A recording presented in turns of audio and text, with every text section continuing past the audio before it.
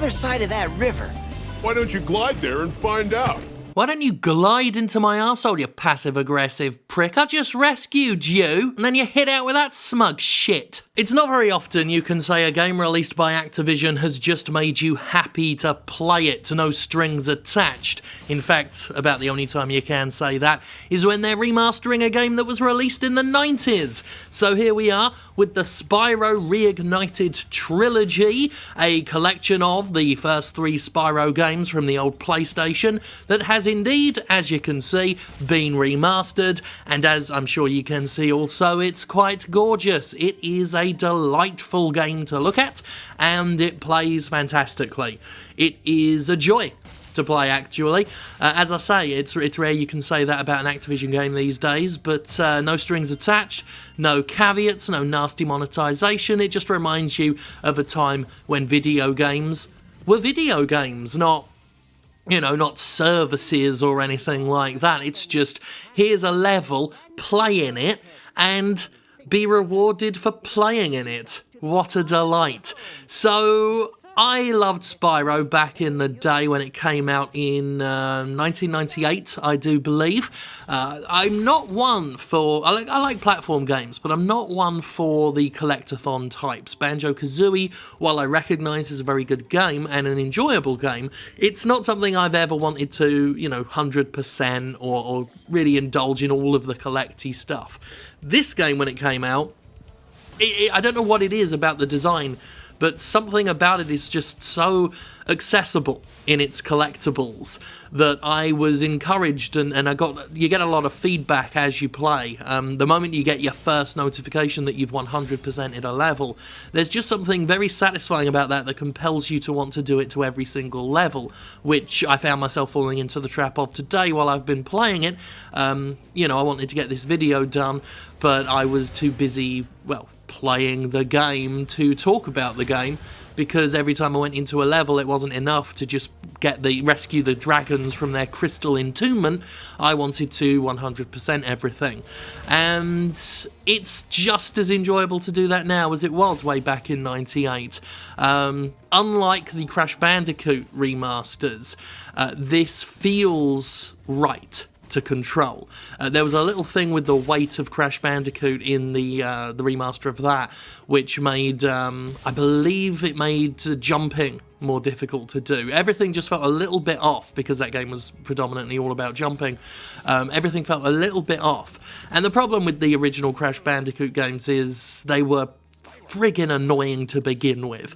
Some really shitty platforming in that game. I respect it. I love Crash Bandicoot, got a lot of fond memories of it, but this, on the other hand, was more about the collecting than the platforming.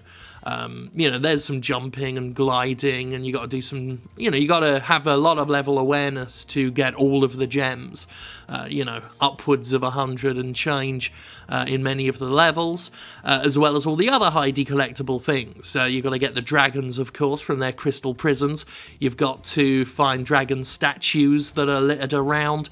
You've got to hit the thieves to get the dragon eggs that they stole. That's one thing I remember from this game more than anything else, I think. The little thieves in the blue cloaks that are all na-na-na-na, very annoying little tits they are.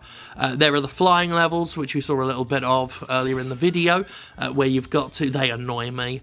Not because any one challenge in it is particularly hard, but the timing to... just to get everything done at once. It's all doable, it's just, it's a tight time limit, and you've got to really practice to know the optimum route to get to everything. But in any case, whether you're flying, or you're gliding, or you're charging into enemies, or you're spouting fire, the game controls fantastically. Controls really, really well. Even back in the day, it was one of the better 3D 90s games. In the 90s, it was a touchy era for 3D titles, as they were kind of working out what to do, where the camera goes, how to control your protagonist in the most basic of sense. Even moving around in some of those early games was tough. But I think this, it's very satisfying. They gave you a decent amount of control over Spyro. Something about him having 4 legs made it easier, I feel. He's got a bit more of a solid horizontal base. I might just be spouting gibberish there, but it felt better than controlling your average bipedal protagonist. And I was going to say something at that point. Oh yes, the openness of the levels as well helps that. There was not a lot of trickery platformery going on. There were a few moments in the later stuff where, you know, it could be a bit touch and go, I suppose, but for the most part it was kind of this sort of stuff. It's never not satisfying as well to run into those thieves and bash them up or set them on fire, because they're annoying, but annoying in a way that only enhances the joy one gets from finally catching them, because they're slimy, smug little bastards. But yeah, as I say, it holds up exceptionally well. Whatever they've done during the remastering process to help that along has paid off. It looks, I mean, I've already said that, it looks amazing. The animations in particular really stand out. Again, this is kind of stuff that was limited back in the day, and these games especially benefit from the remastering process because they are so cartoony, and these bright, colourful cartoon antics just benefit from additional animation in a way that, you know, a more action-oriented, grim, dark game doesn't so much. It doesn't need it so much.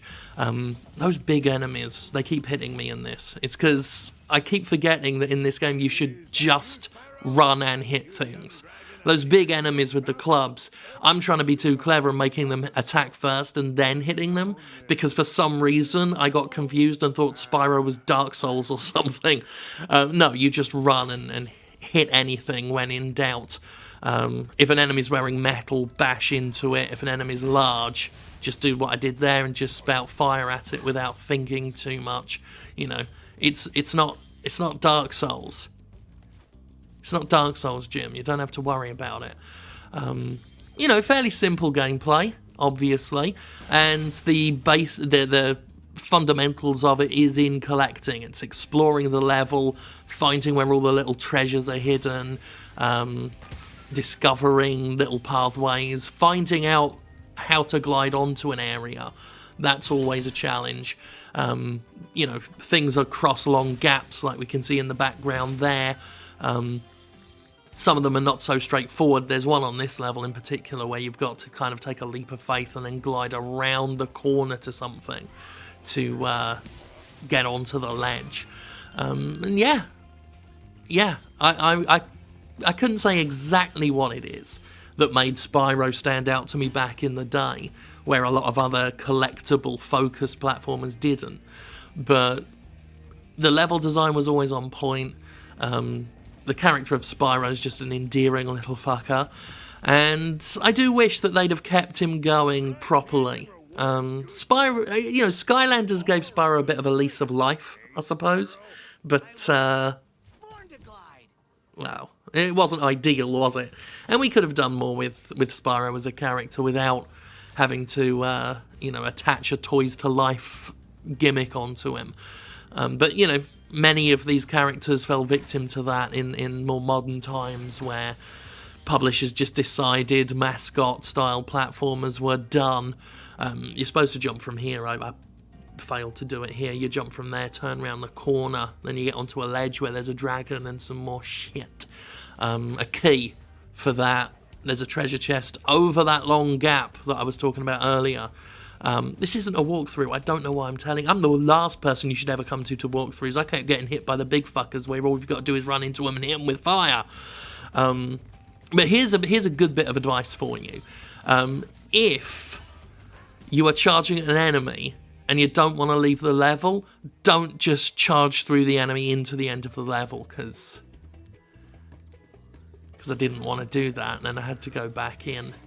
In conclusion, Spyro Reignited Trilogy is good. It's very good.